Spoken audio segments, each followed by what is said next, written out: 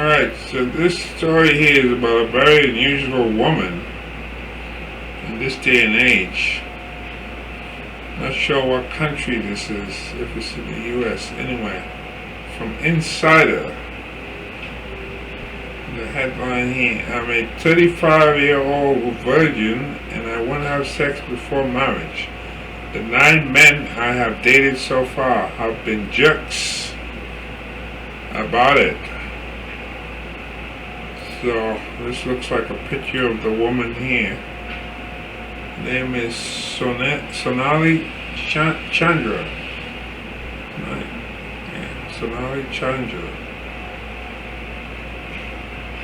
Sonali Chandra says she's proud to be a virgin at the age of 35. She refuses to submit to societal pressures to have sex before marriage. This is Sonali's story. It was told to Jane Ridley. And this told essay is based on a conversation with Sonali Chandra. It has been edited for length and clarity. My colleagues will often talk about their various hookups. I never join in the conversation. I'm 35 and hold my V card with pride. I need a ring on my finger before I lose it to my one and only. I'll be devastated if I betrayed my principles and had a one-night stand. It's not because I'm frightened, though. I know that first time sex can be painful, but friends with benefits and no strings attached relationships are not for me. I'm looking for my soulmate. As a modern first-generation Indian American, I'm pleased to uphold the traditional values of the country where my parents were raised. Sex before marriage is taboo in India. My mom and dad never spoke about sex when I was growing up. My sister and I loved to watch Bollywood movies in the 1990s and early 2000s. The films wouldn't show a couple kissing, but the actors were allowed to hold hands. There were no tank tops, no cleavage, no makeup, no socializing with boys when I attended middle school. I was home for junior and senior prom. The only time I dressed up was for dance recitals.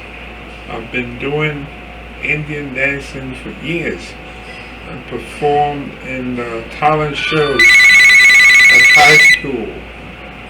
People would be shocked. People would be shocked, she said. That phone is ringing. People would be shocked because I was the class geek who wore glasses and braces. I lived with my family during my years at Rutgers University, where I majored in finance. My dad said, what happens on college campuses?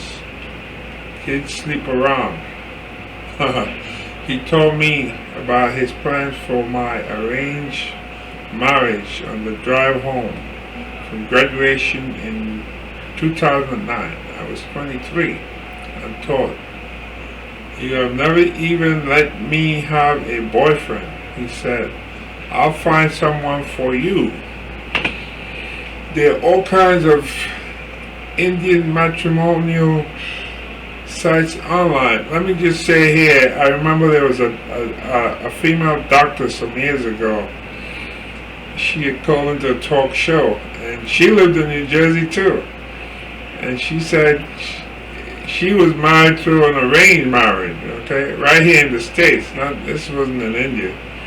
She said her parents found her, her husband, and was married to arranged, and I forgot how long Now the marriage was, but anyway, she was still married to the same man. So the point is for skeptics who might say, you know what, this arranged thing is not going to work. You know, you should be able to find your own. Well, I think she wanted to prove that no, that's not necessarily true, because she's saying that yes, she is married to an arranged marriage. Not only that, she also studied. She became a doctor, practicing, still married. So for some cultures it works. And so going on here, my dad wanted me to put my dating profile on sites for singles with Indian origin. Dad decided to find somebody in America who had strong Indian values.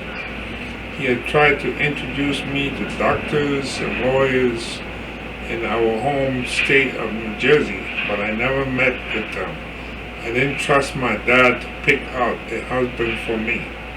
He'd want someone just like myself. My parents' marriage, which was arranged in India, was challenging.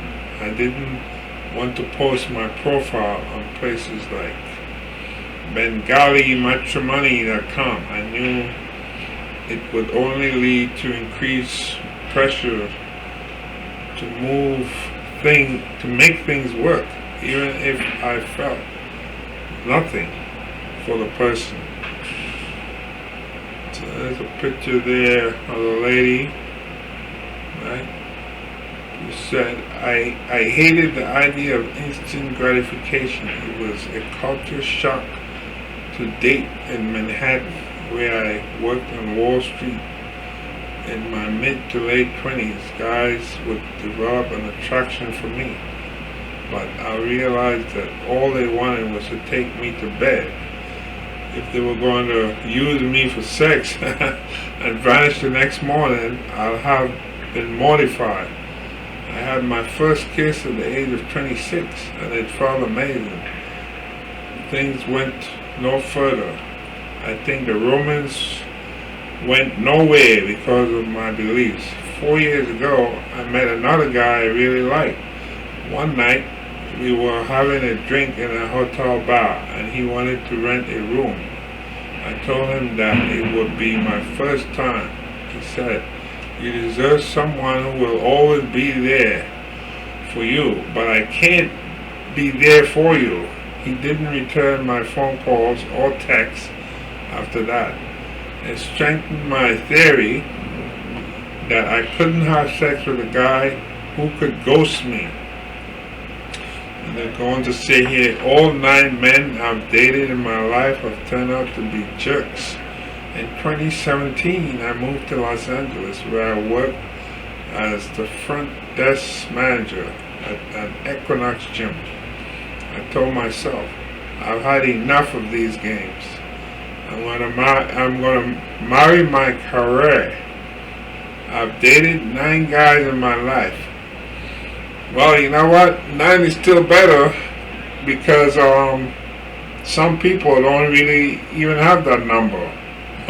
So that's not doing too bad. I've dated 9 guys in my life. Each has turned out to be a jerk. They asked me out based on my appearance, but after I told them about my high standards and morals, they disappeared. 3 of them proposed to me because they needed visas to work in America. I found it quite funny, and it gave me material for the stand-up comedy I've been doing since January. I poked fun at the fact I'm a millennial and still a virgin. I'll joke that in India they say how you dance indicates how you make love. I'm an excellent dancer, so I know I'll do great. Nonetheless, I crave companionship. I've cried tears of loneliness. I've spent every birthday and holiday over the past decade on my own. I wonder if marriage will ever happen, because men are so scared of my values. I don't really understand why. When I was growing up, virginity was a virtue. As for my father, he's ashamed that I still don't have a husband. We had a family reunion in March at my grandmother's funeral in New Delhi. Dad lied to everyone and said I got married in the U.S. People like me are teased and ostracized, but I like to inspire and motivate not only young women but men too. They shouldn't have to submit to an arranged marriage or societal pressure to have sex. So, do you have a fascinating story to share with Insider? And then they have the comment section below. Well, I know somebody similar, but a bit older. I think she's like 41 now. And she used to joke about, that there was a movie, The 40-Year-Old Virgin, when she was 40.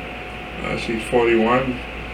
It's from the Philippines. There's still people like that, in some parts of the world. Because the Philippines is, they have certain traditions and so forth to believe in. And she happened to be something like this lady there. And the only thing I can say, I joked her on. I said, you know what? If most women in the Philippines were like you, it'd be a very, very, it'd be like, okay, you have a very small population, and there'll be enough money and everything to go around. You wouldn't have much poverty at all. Because when you have an overpopulation, you have so many people competing for jobs for limited resources and so forth. So if most of these women were like her, you wouldn't have all these kids running around. Instead of having about 105 million people, they probably had something like 23 million people. If most women were like her, yeah. Which is what a country the size of the Philippines should really have, maybe 25 million people. Maybe something like Australia. You see, they don't have that many people in Australia, but it's a big country. Yeah. But nevertheless, so this woman definitely living in America with certain values and tradition, that can be really a challenge, because it's very, very hard to meet a man who may go along with it. And some of the men she did meet wanted to marry, but they wanted to get a green card, So that's not that good, because they probably just use it for that. There was a lady a while back, I think New Jersey too, and she was married to an arranged marriage, and she was ended up being killed. Yeah, that was in the news. And the man had another woman, and they both got and killed this woman. It was an arranged marriage, and people were saying, "Oh my goodness, look at his wife. He killed such a beautiful-looking woman for this other woman." The other woman definitely, she didn't look anything like the wife. The wife looked, she had the real kind of aesthetics, looked real beautiful. And then he ended up with some woman he killed, who helped him kill his wife. So stuff like that happens. So people have to be careful. Once you have a philosophy like that, you're going to attract certain people, especially those people who want a green card coming from India and say, yeah, I want to marry you, but I need a green card. And then after they marry you, they probably just dump you and move on. So that's the last thing she needs. In the meantime, look, there's nothing wrong with being single and living and enjoying your life, You can always buy a big teddy bear a huge teddy bear and put him on your bed and sleep next to it.